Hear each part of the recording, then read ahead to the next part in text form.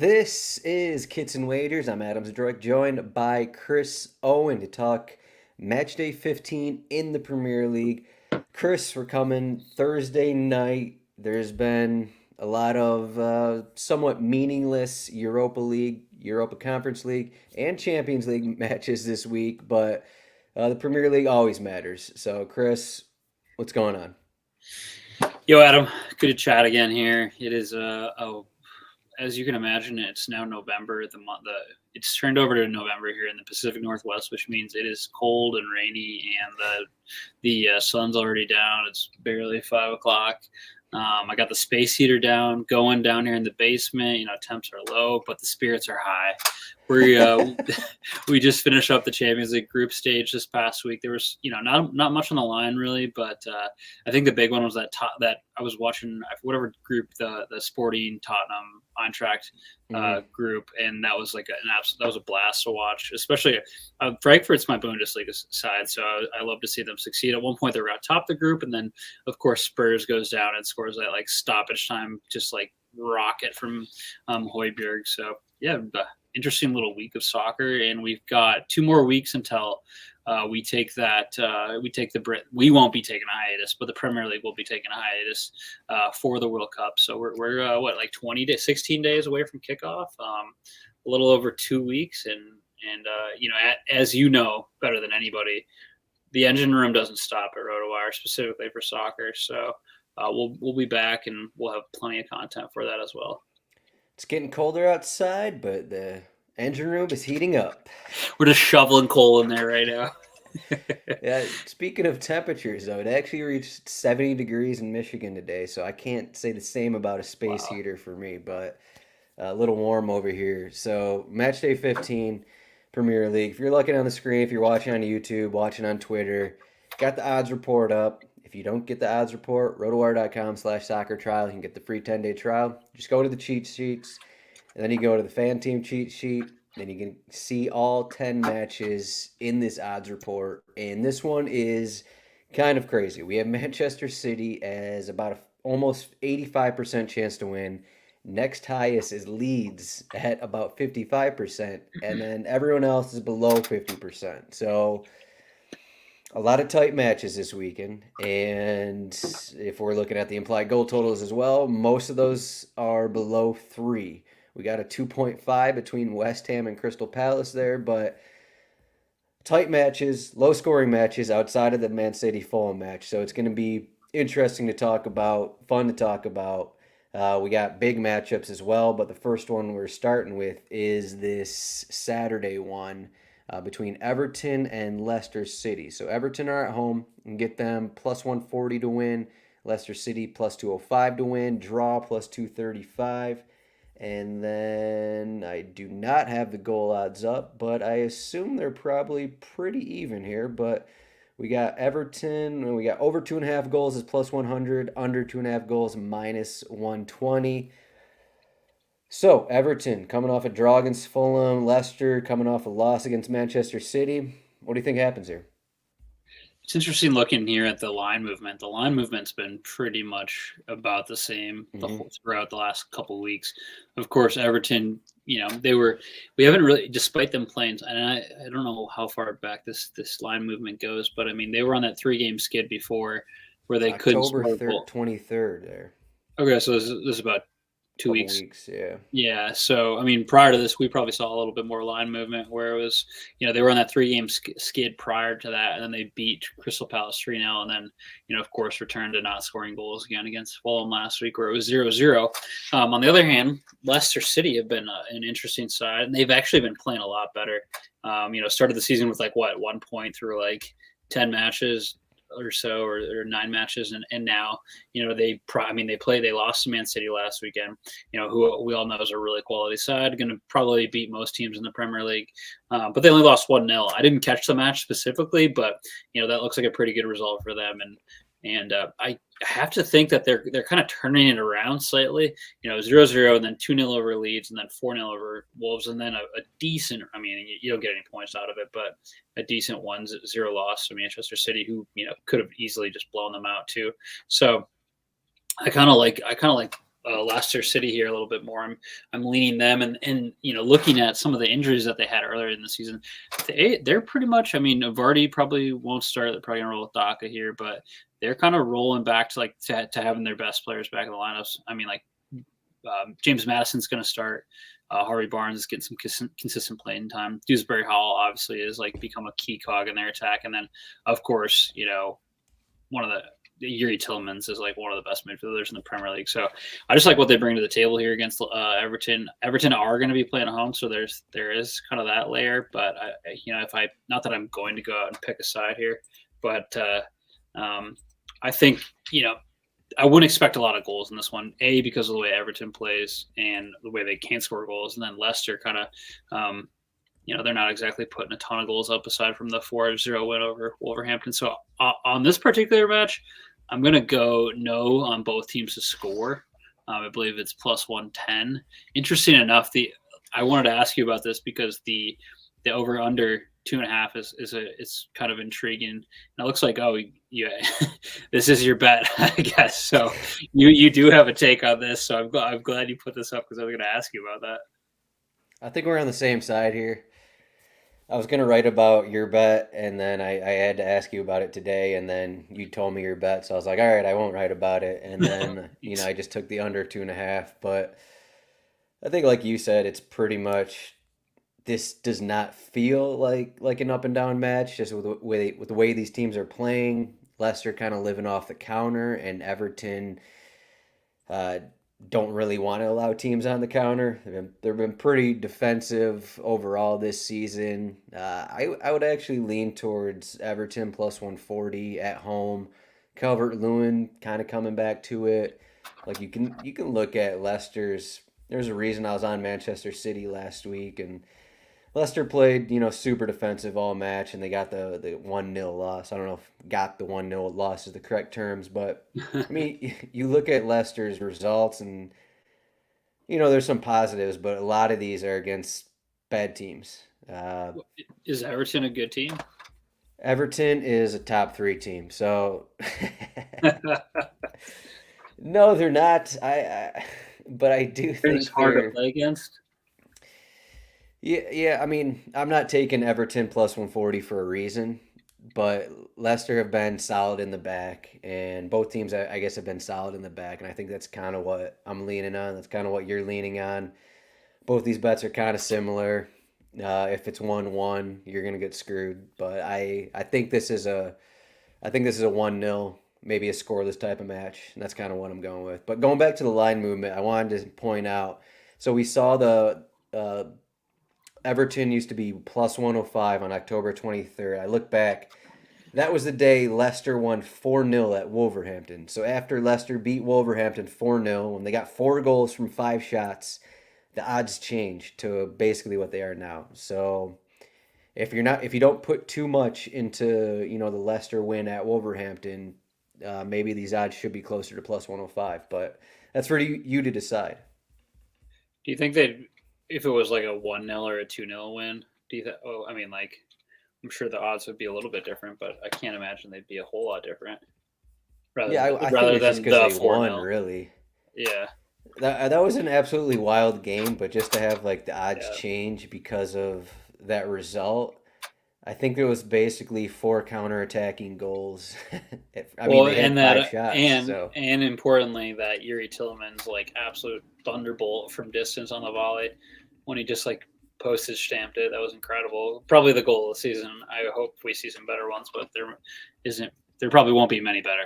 hmm But yeah, you're right. It was some goals kind of not unexpected, but yeah. I mean, I guess that goal was in the 8th minute, so that kind of skews everything else that happened in that match, because then that meant Wolves is pushing the rest of the way, kind of a thing, in which opened up for counters. So maybe, but no. I mean, Leicester are playing well, better, I guess, better than they were earlier in the season. I'm still not sold on how good they are offensively yet. I'm not sure they're at.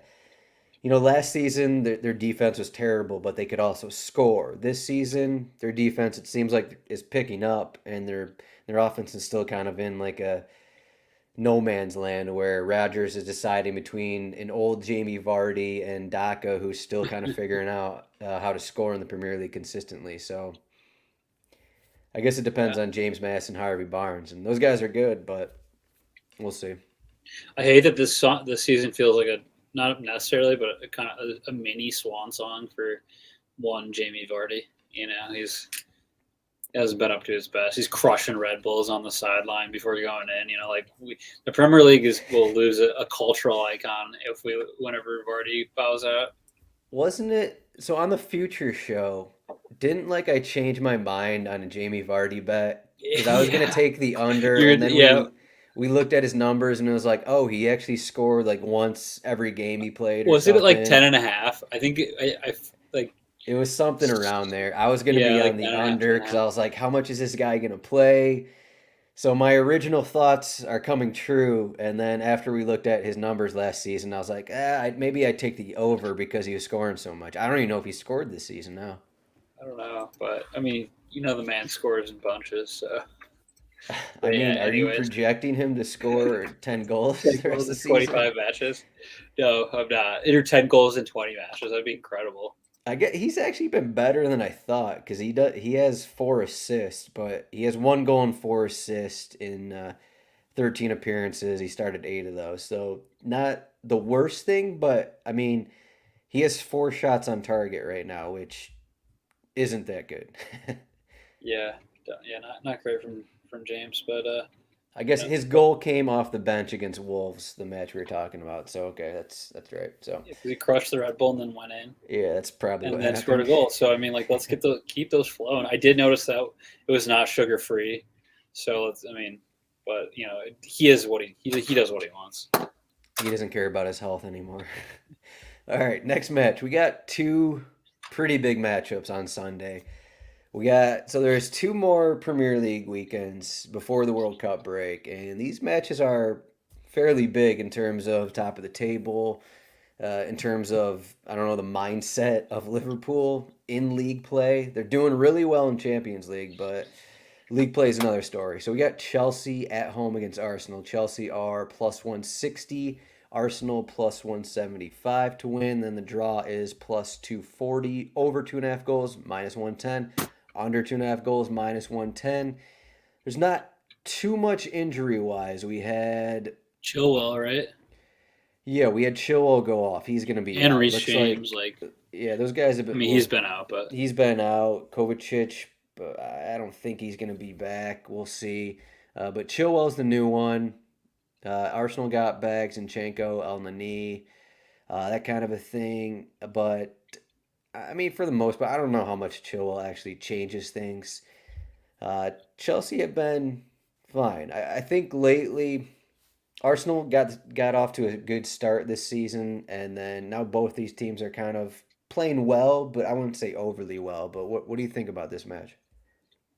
yeah, Chilwell usually plays a right back, right, or like a right wing back, and then or Chilwell's on the is he left left? side. He's Left. left, Okay, yeah. so they're gonna move Cucurella out on the left, and then It keep. could be like I think Raheem Sterling started at wing back last league match even on the left side, so he could move there. Cucurella could move there. Yeah, so we'll see what happens. But yeah, Cucurella did play there at Brighton, and he's played there at times. So Interesting.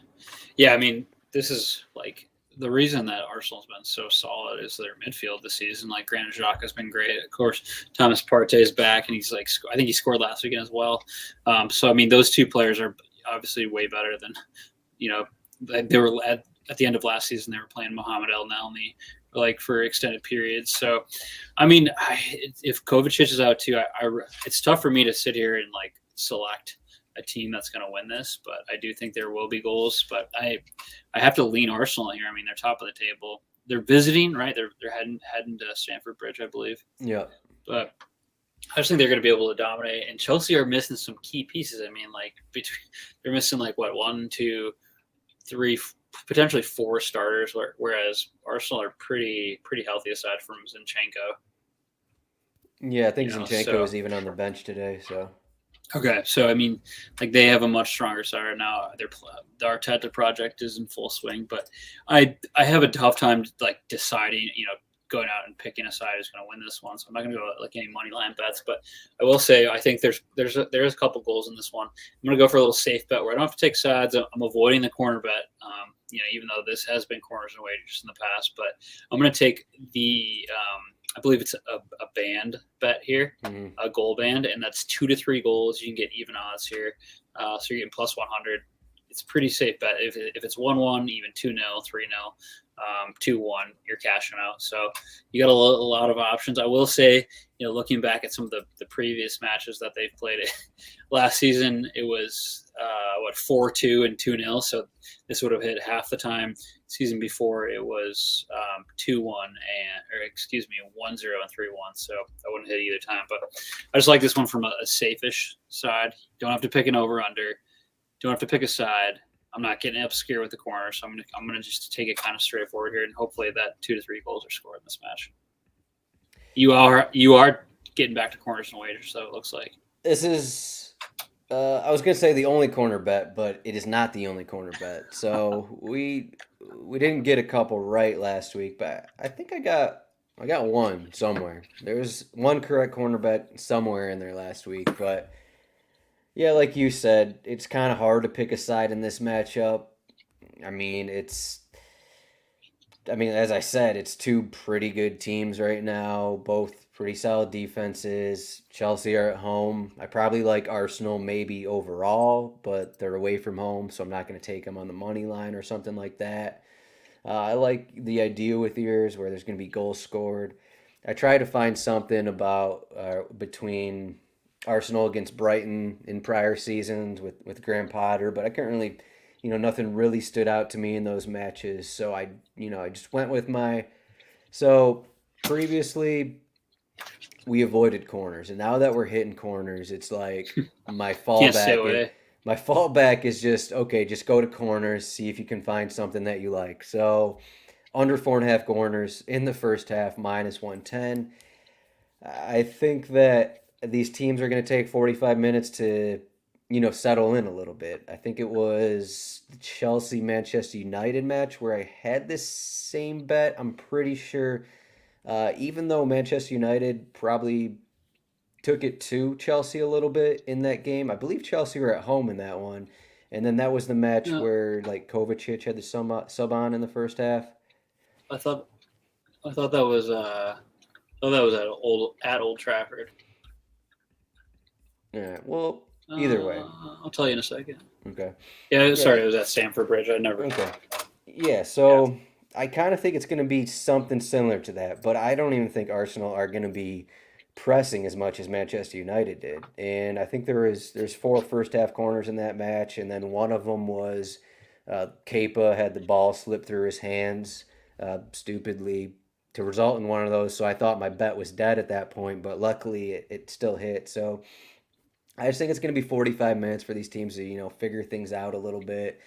I mean, Potter is still trying to figure out what to do with his team. Like Sterling has been playing wing back a little more, which has allowed Havertz up front and Aubameyang up front with Mount up front. So that's worked mostly.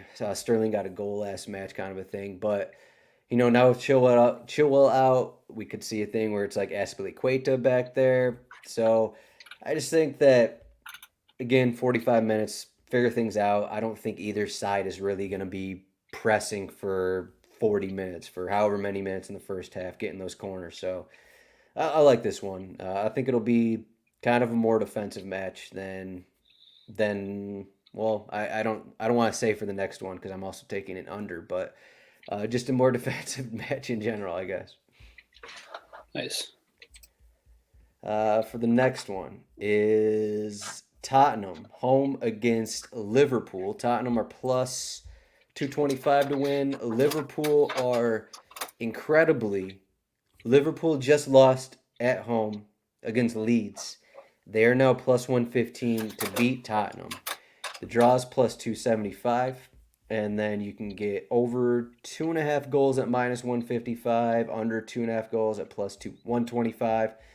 So you said before the show that this spread was crazy, and then I had to remind you that Son just got surgery on right around his eye, so he's going to be out for the next couple weeks.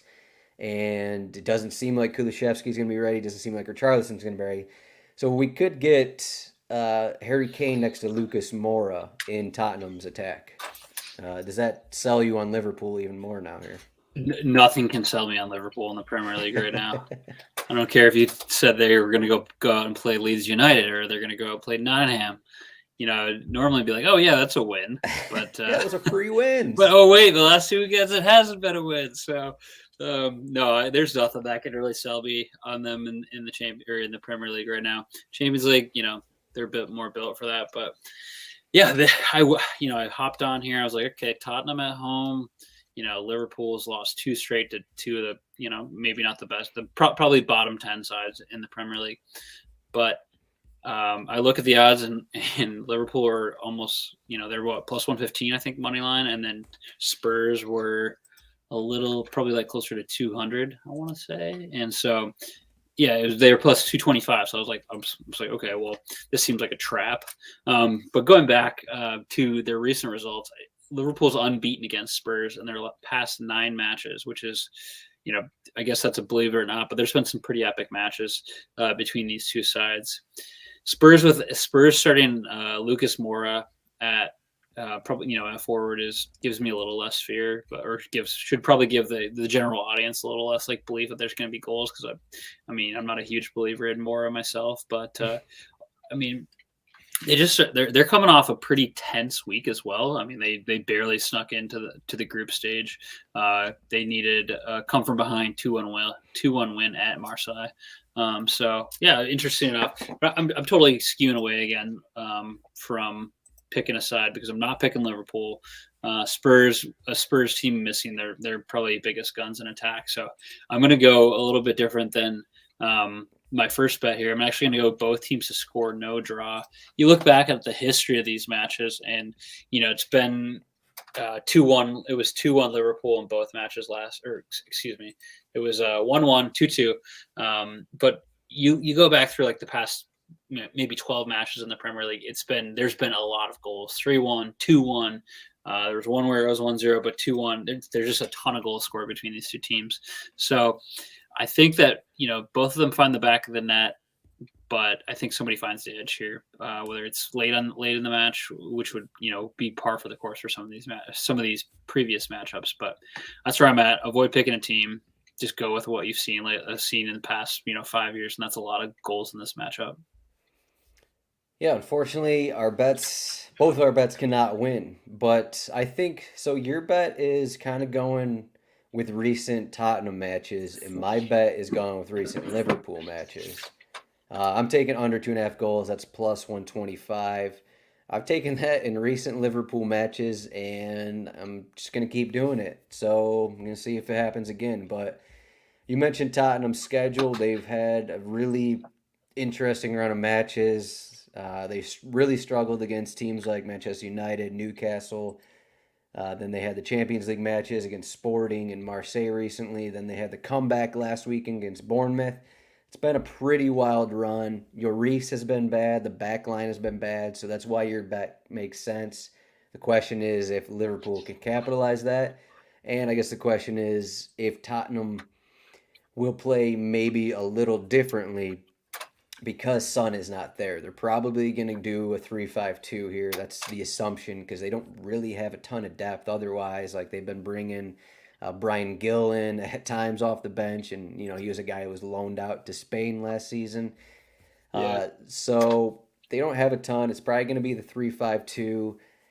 They've been rotating a fine amount for the most part. Maybe some center backs have been playing a lot. Kane's obviously playing 90 almost every match, that kind of a thing. But probably be like Basuma, Bentancur, Hojberg in the midfield, which it's pretty solid. But Yeah. I don't know. With the way Liverpool have been playing, it just seems like this isn't the same Liverpool. They're trying to be, I don't know if safer is the correct word, but they're just not having as much efficiency scoring and maybe even playing a little more defensive after some sketchy defensive performances in there. Yeah, I mean, they're like you can look at the heat maps and the pressing statistics of how they've played and like since they've gone from that four. They played 4-3 I think last weekend or was it this week? But other than that, they've played a pretty much a 4-4-2 with a diamond, like a kind of like Harvey Elliott on the right or some semblance of that, and maybe Fabio Carvalho all left. But they've done a variety of things, and they're not pressing like they have before. So yeah, I think I see what you're saying with the under 2.5 goals, given Tottenham lacking players. Liverpool maybe not like trying to press the issue as much as they have. So we're at odds, but I can see your point of view here. And I mean, pretty pivotal moment for both teams. I mean, Liverpool if they drop another 3 straight, you really got concerns heading into the World Cup. But they got Southampton the following weekend. But Tottenham here, I think they're just on the cusp of the top 4, right? Or maybe they're third. So yeah, I'm sorry, they're third right now. So they're 5 points off the lead. But yeah, huge match. We're lucky to get Chelsea, Arsenal, and Tottenham, Liverpool in the same weekend. Yeah, same day even. So Yeah. yeah, we'll see what happens. I mean, there's a chance it's something like I don't know. I mean, you look at the recent results and both these teams are scoring. There's pretty much a lot of goals in these, but I I don't know. I just wonder if Liverpool score first, are they just going to keep going for it and keep piling up goals, but that's going to leave them open in the back kind of a thing. And then if Tottenham get one first, this Conte team is probably just going to sit back a little more than they even already do. I don't know. It's obviously I like my bet more, but I think I think this is more of a what side would you lean on for each of these bets for like the over and under? If there was, would you take the over if Liverpool scored first, kind of a thing, for a Liverpool win? Would you take the under for a Tottenham win? What would you be thinking here? Well, Liverpool continue to concede the first goal of every match. Like it's just like a total theme. So I think that gives teams the ability to like score and then sit back rather than like it being, if they score first, then I think, you kind of have to see the other team open up a bit more. That's not, tried and true, but I think just each team, it seems like every week in the Premier League, team goes out and grabs an early goal against Liverpool, and then they're able to pack it in, and the game is like, not that it's an ugly game, but it's just like a little bit different than what you'd see if they go out there and grab one. It almost seems like both, no matter who scores first, it seems like the over kind of makes more sense. We saw Bournemouth got the first goal I think last week against Tottenham, and then that one was Bournemouth got 2 goals off the counter, and then Tottenham were pressing, and they got that final third goal kind of a thing. But I guess Liverpool aren't exactly Bournemouth defensively, but Essentially, though. all right, yeah. So yeah, just a difficult match, just given the injuries and maybe some kind of style of play changes recently for these teams and some form. So just some interesting matches we have on Sunday. But so that's it for the 3 picks. We got the team parlay. So Chris, I was going to ask you if we get our next 2 parlays incorrect, should we just like cancel this bit and do something else after the World Cup? I think it certainly is worth a discussion. The discussion that we're having right now. Though I think we've had 2 parlays total this season. I mean, big odds, We're but 3-10 right now. yeah. So I mean, if we don't get one of 2, I'd say we got to go to the to something different. So um, It's definitely difficult when you're trying to put 2 almost even bets together because we're doing plus 200 minimum odds. It's definitely not the easiest thing. When we got 2 different minds here, just putting in yeah, random bets kind of a thing. So we'll see what happens over the next couple weeks. But I can't even get my my picks right for the ones that for the games that we talk about. So it's hard enough to get mine right and then expect that you also get it right too. But yeah, who knows what happens? Maybe we get it right this week and hit it next week, and then maybe we claw back to even. all right, well, what do you got? What's your bet for the parlay? I'm gonna go straight forward here. Really, I like what I've seen from Leeds. United. They're at home. They are going to be playing. What do they got this weekend? You don't even know who I'm they're like, playing. I can't. Sorry, I know who they're playing. I was like, don't verify that I have the right team. They're playing Leeds at home, or playing Bournemouth at home. Sorry, I pack it in. It's end of the workday. But yeah, playing Bournemouth at home. I think they got a big result over Liverpool last weekend. Prior to that, they had lost a couple heartbreakers. The pressure was on Jesse Marsh to be like, all right, is this guy for real? Should we find a new coach? That win last week, I think, went on a long way to give them a bit of a longer leash. If they can put another result together here, I think that helps even more. It's not like they've been playing poorly either. They've been in games. They've had a pretty good expected goal rate too. So I'm going to take them at home against more Bournemouth, who have been decent, but I still think that Leeds actually, from a talent perspective, have a better team. So I'm just taking that money line, pretty straightforward. I'd argue that Leeds were poor in the Fulham match, but overall this season they've been solid at home. And in that Fulham match, so check out my article on RotoWire. I actually have the same bet, spoiler, but in that Fulham match, Tyler Adams didn't play, and they started some guy who I don't know how old he is, but he rarely plays. So this guy was basically taking Tyler Adams' spot in the midfield, who never plays for the senior team, and they just really struggled at home against Fulham. But otherwise, at home, Leeds have been pretty solid, so that's kind of why I like the bet. That's why it kind of makes sense here. Minus 140, already up. It was minus 135 earlier in the day when I posted my article. But I'm taking another under 4.5 corners bet in the first half because that's what I do. Wolverhampton, home against Brighton. Uh, I had trouble trying to decide on a bet in this one. I had a couple options here, but this one is just so Brighton are, they really put it on against Chelsea last match, and they're a team that, for the most part, they're doing a lot of attacking early and often, and I'm basically hoping that Wolverhampton can look good for once. They took a point last week against Brentford 1-1. Wolverhampton are at home. They need points. If they can just contain or stop Brighton from just, wrecking havoc in the first 45 minutes and just putting on tons of pressure, I think this bet will hit pretty easily at minus 130.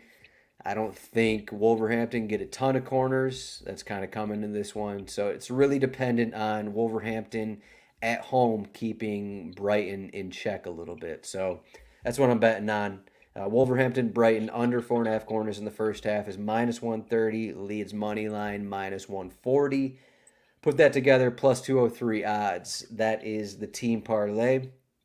Chris, before we go, any other thoughts on this slate we Yeah, got here?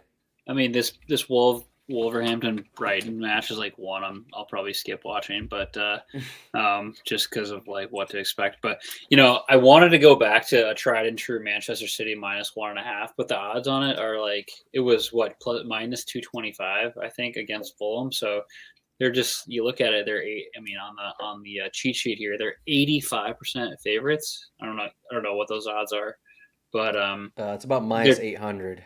yeah, minus 800. So just you would love to get a little value there, but certainly not really much you can take. Maybe, I don't know, if I'm sure Holland has I was just kind of trying to look and see if there's anything that you could kind of leverage on that one, but nothing that I could see. Otherwise, a couple other good games out here.